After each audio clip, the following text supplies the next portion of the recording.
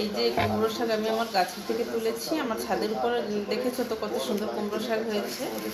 সেই শাক তুলেছি, এখন এই শাকটা আমি মাছ দিয়ে রান্না করবো। কি মাছ এনে রেখেছি ফ্রিজে গতকাল, আমি এখনো দেখিনি, খুলিনি। তা আগে ভাবলাম শাকটা কেটে নিই, তারপরে মাছে পরে হাত দেবো। দেখো কত সুন্দর শাক, গাছের শাক, মানে এত সার টার দেওয়া নাই, ফ্রেশ শাক, এত সুন্দর। তা আজকে কুমড়ো শাকের ঝোল হবে। গত পরশু দিন রান্না করে কুমড়ো শাক ভাজা করেছিলাম, বাটা করেছিলাম। আজকে কুমড়ো শাকের ঝোল করব। এই যে পাতাগুলো দেখো কত সুন্দর। আমি এখন শাকগুলো কেটে নেই। শাকে তো কোনো পোকামাকড় নেই, একদম ফ্রেশ শাক। ঠিক আছে, আমি শাকগুলো কেটে নেই।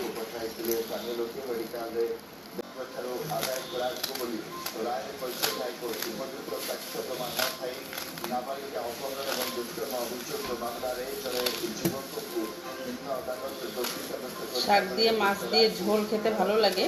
আমি তো ভালো খাই, মাঝে মাঝে কুমড়ো শাকের ঝোল খাই।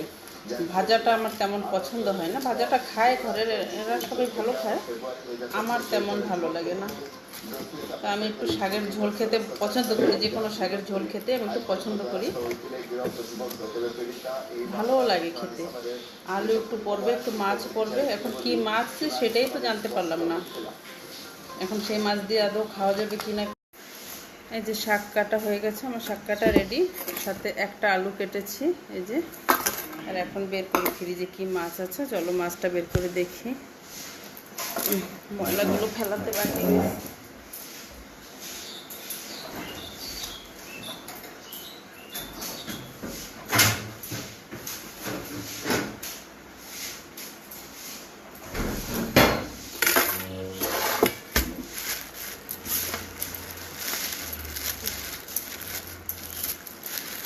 আইস করছে। এই যে মাছগুলো এখন ধুয়ে রেডি করে নেবো। এটা বোধ হয় রুই মাছ, ঠিক আছে, মাছটা আমি ধুয়ে নিই। এখন মাছে আমি লবণ হলুদ মাখিয়ে নেব।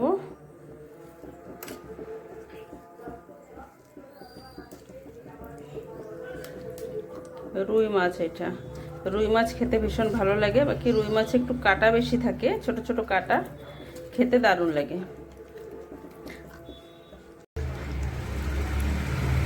তেল গরম হয়ে গেছে, এখন মাছগুলো দিয়ে দেব।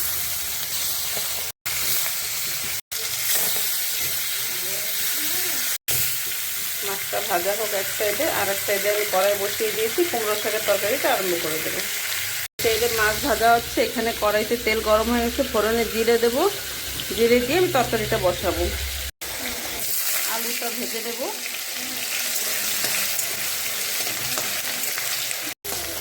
আলুটা ভাজা হয়ে গেছে, এখন এর ভিতর দিয়ে দেবো শাক।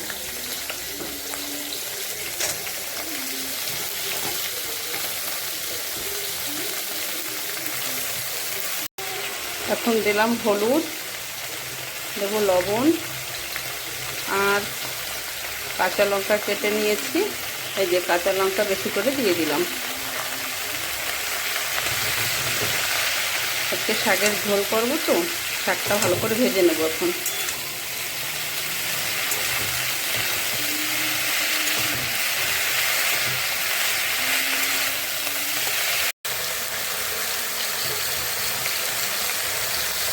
মাছটা আমি উল্টে দিচ্ছি, এক সাইড ভাজা হয়ে গেছে।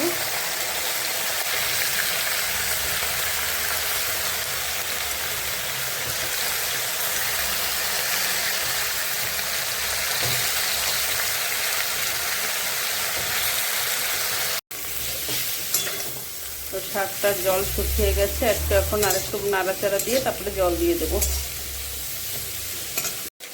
এখন শাকের ভিতর দেবো একটু ধনে জিরের গুঁড়ো। এটা ঝোল হবে, ঝোলে একটু মশলা দিতে হয়, ধনে জিরের গুঁড়ো দিয়ে একটু সময় ভেজে নেব।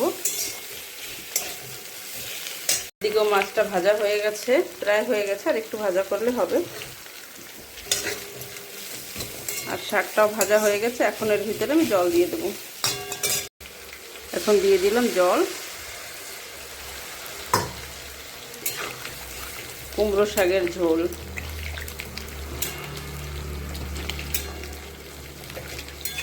ঝোলটা ভালো করে ফুটে উঠেছে, এখন আমি একটু ঢাকা দিয়ে রেখে দেবো। দেখো শাকের তরকারিটা প্রায় হয়ে গেছে। আমি এর ভিতরে এখন দিয়ে দেবো মাছ। মাছ দেবো না, মাথা দেবো আর মাছের পিস আর লেজ, এগুলো দিয়ে আমি শাকটা রান্না করব। এখন এটা দিয়ে কিছু সময় একটু ঢেকে রাখবো। খুব সুন্দর হয়েছে শাকের তরকারি, খেতে ভীষণ ভালো লাগে।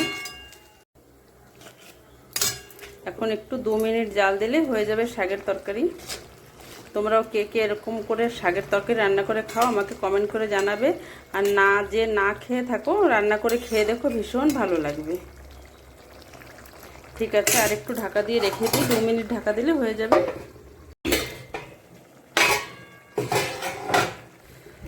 বাবা ধোঁয়া বেরোচ্ছে। শাক দিয়ে মাছ দিয়ে রান্না আমার রেডি।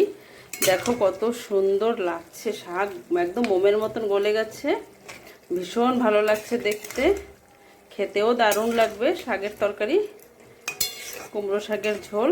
আমার ভিডিওটা ভালো লাগলে একটা লাইক করে দিও, লাইক কমেন্ট শেয়ার করে দিও। আজকের মতন এখানে রাখি, সবাই ভালো থেকো, সুস্থ থেকো।